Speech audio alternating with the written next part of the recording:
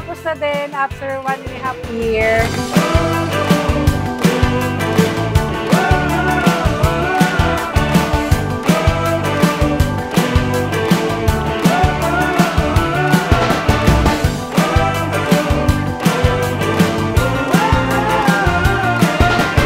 Kaya kami dito nagpatayo ng bahay sa Las Piñas kasi maganda ang lugar. At saka dito na rin yung mga sister ko, magkakalapit kami, kaya nagustuhan ko dito. We are the ones that broke in the scar. We are the ones who got it from it all. You know something. Pangalan ng Ama, ng Anak, at ng Espiritu Santo. Amen. Pagpasok ninyo sa alinmang bahay, sabihin mo na ninyo, maghari nawa ang kapayapaan sa bahay na ito. Kung may bigyan sa kapayapaan ang nakatira roon, sa kanila ang kapayapaan, ulit kung hindi sila magkakamit nito. Manatili kayo sa bahay na inyong tinutuluyan, kanin nyo at inumin anumang idulot sa inyo, sapagkat ang manggagawa ay may karapatang tumanggap ng kanyang upa.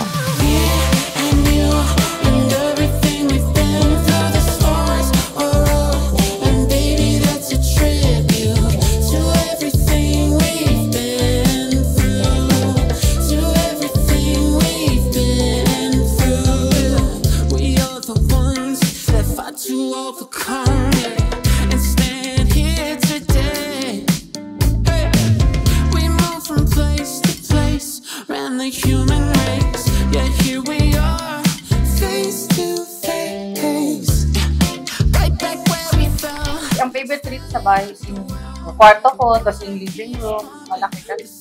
Sa akin naman, lahat ng room gusto ko, malalaki siya. Tapos yung terrace, malaki rin. Malaki kaming family, so kasya na kaming lahat, hindi na kami siksikan.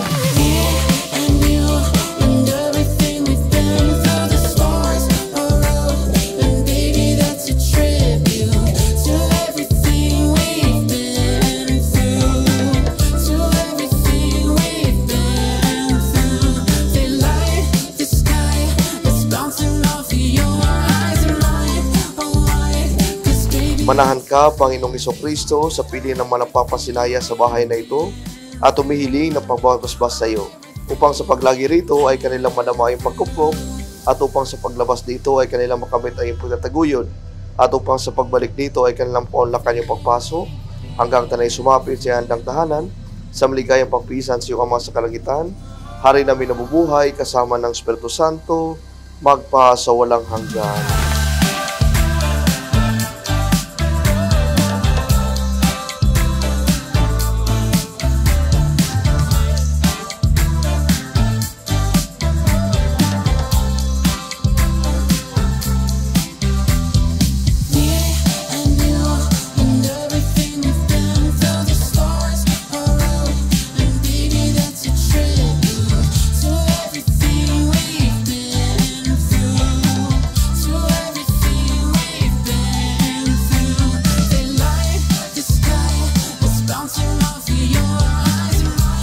Medyo malaki din naman yung sa US, pero mas gusto ko dito.